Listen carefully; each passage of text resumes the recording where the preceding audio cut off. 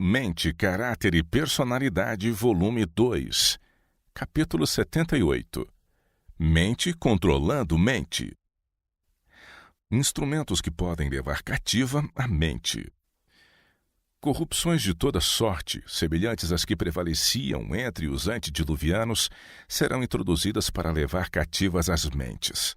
A exaltação da natureza como se fosse Deus, a irrestrita licenciosidade da vontade humana, o conselho dos ímpios, a estes Satanás usa como instrumentos para realizar certos fins. Empregará o poder da mente sobre a mente para alcançar seus desígnios. De todos, o mais lamentável pensamento é que, sob sua enganosa influência, os homens terão uma aparência de piedade sem que tenham uma real ligação com Deus. Como Adão e Eva, que comeram do fruto da árvore da ciência do bem e do mal, muitos mesmo agora se estão alimentando com os ilusórios bocados do erro. Perigosa ciência. Falei distintamente acerca da perigosa ciência que autoriza que uma pessoa entregue a mente ao controle de outro. Esta ciência é propriedade de Satanás. A influência mental no tratamento dos doentes. No tratamento do enfermo, não se deveria esquecer o efeito da influência mental. Devidamente usada, essa influência proporciona um dos mais eficazes meios de combater a moléstia. Uma forma de cura mental existe, entretanto, que é um dos mais eficazes meios para o mal.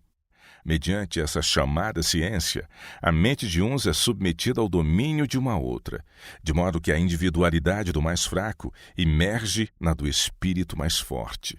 Uma pessoa executa a vontade de outra. Pretende-se assim poder mudar o curso dos pensamentos, comunicar os impulsos promovedores de saúde e habilitar o doente a resistir e vencer a moléstia. Esse método de cura tem sido empregado por pessoas que ignoravam sua natureza e tendências reais e que acreditavam ser ele um modo de beneficiar os doentes. Mas a chamada ciência baseia-se em falsos princípios. É estranha à natureza e princípios de Cristo. Ela não conduz àquele que atrai as mentes para si, leva-as a separar-se da verdadeira fonte de sua força. Não é desígnio de Deus que nenhuma criatura humana submeta a mente e a vontade ao domínio de outra, tornando-se um instrumento passivo em suas mãos. Ninguém deve fundir sua individualidade na de outrem. Não deve considerar nenhum ser humano como fonte de cura. Sua confiança deve estar em Deus.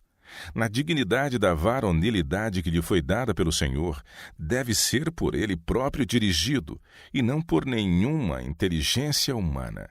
Deus deseja pôr os homens em direta relação com ele. Em todo o seu trato com as criaturas, reconhece o princípio da responsabilidade individual. Busca estimular o senso da dependência pessoal e impressioná-los com a necessidade de direção própria, isto é, individual. Deseja pôr o humano em ligação com o divino, a fim de que os homens sejam transformados à divina semelhança. Satanás trabalha para impedir este desígnio. Procura fomentar a confiança nos homens.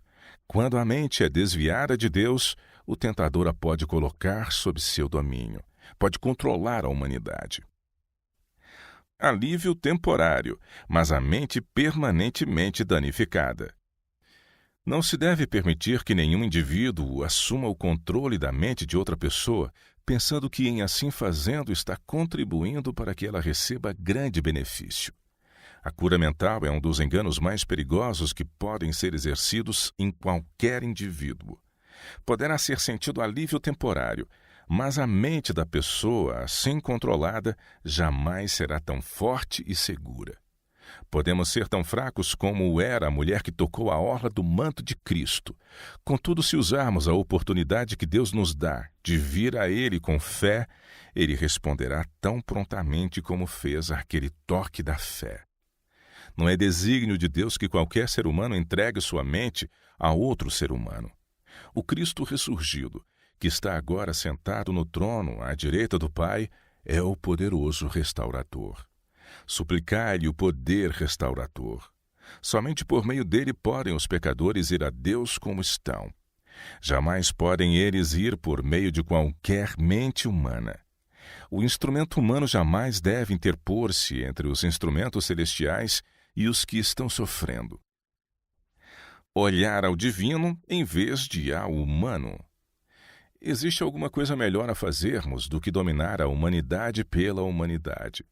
O médico deve educar o povo a volver o olhar do humano para o divino. Em lugar de ensinar o enfermo a confiar em criaturas humanas quanto à cura da alma e do corpo, deve dirigi-lo àquele que é capaz de salvar perfeitamente a todos quantos a ele se chegam. Aquele que fez a mente do homem sabe o que ela necessita. Unicamente Deus é quem pode curar. Aqueles que se acham doentes da mente e do corpo têm de ver em Cristo o restaurador.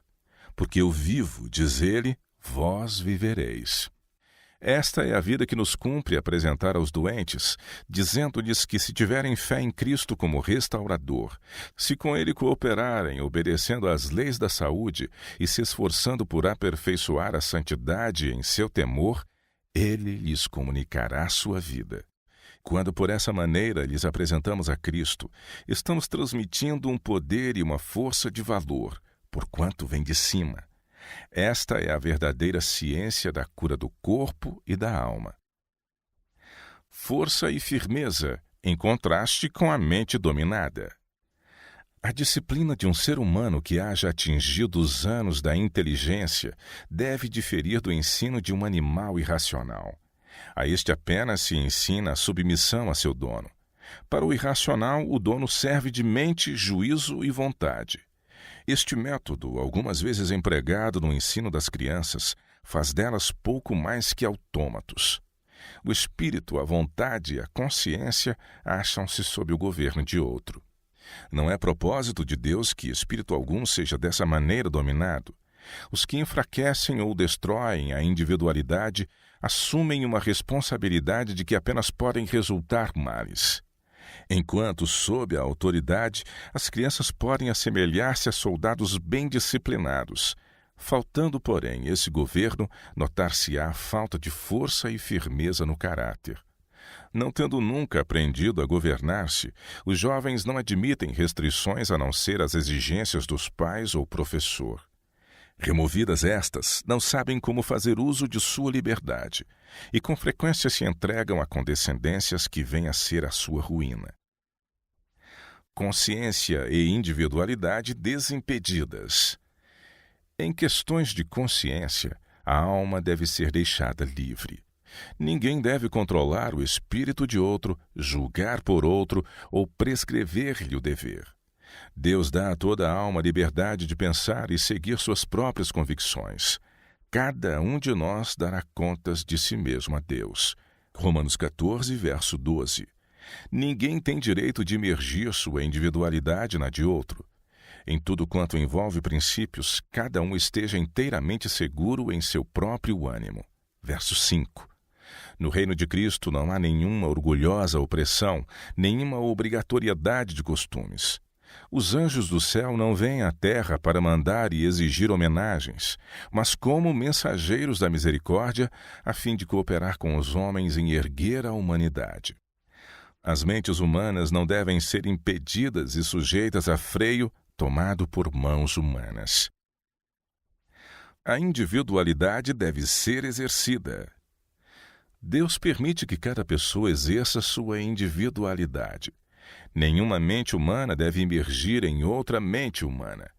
Para nós o imitarmos o exemplo de qualquer homem, mesmo uma pessoa que em nosso juízo julguemos quase perfeita em caráter, seria pôr a confiança num ser humano imperfeito, defeituoso, incapaz de comunicar um jota ou um tio de perfeição a qualquer outro ser humano.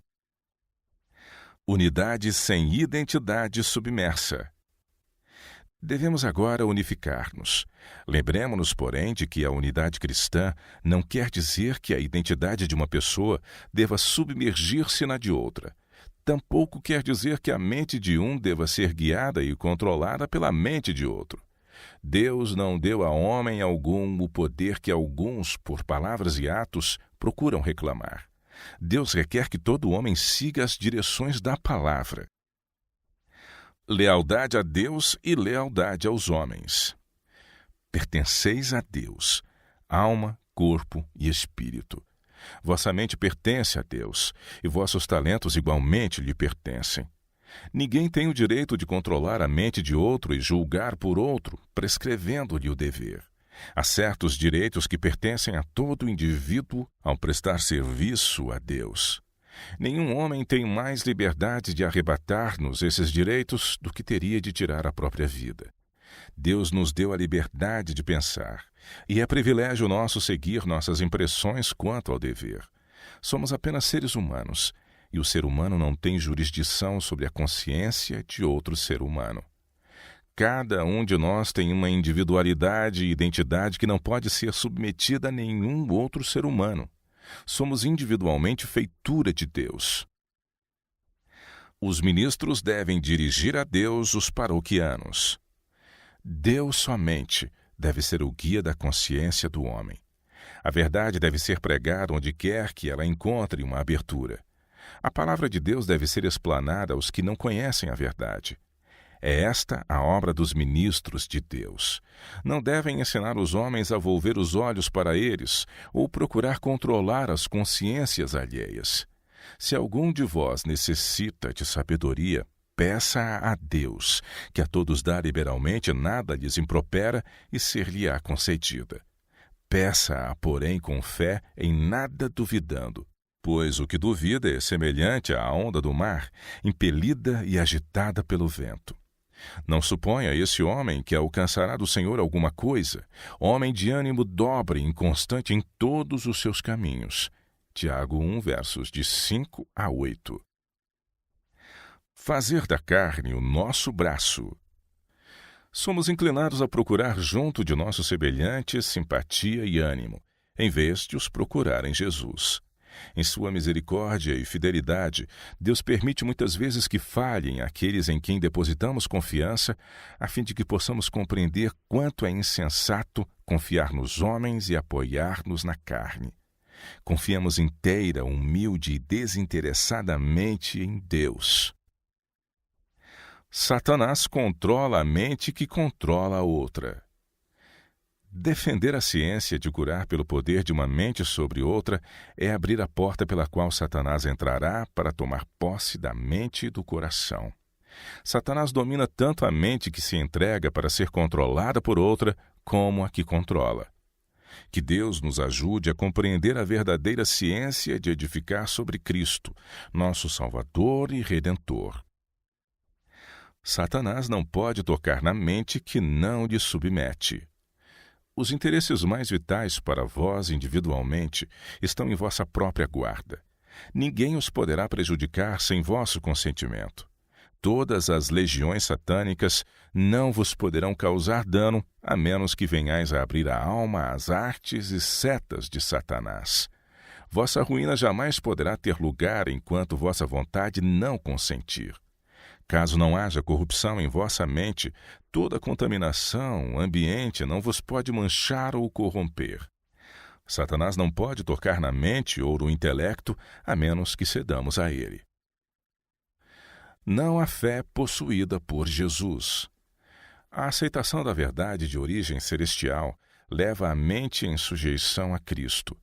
Então a saúde da alma que provém de receber e seguir os puros princípios se revela nas palavras e obras de justiça. A fé que leva a isso não é a fé que crê em a mente controlar a mente até que uma pessoa executa a vontade de outra. Os membros da igreja que têm confiança nessa ciência podem ser chamados sãos na fé, mas não é a fé possuída por Jesus Cristo. Existe uma fé na obra que Satanás está fazendo. Ele apresenta erros gigantescos e, pelos milagres que opera, engana a muitos. Esta obra ele fará mais e mais. A igreja sadia compõe-se de sadios membros, de homens e mulheres que têm uma experiência pessoal na verdadeira piedade.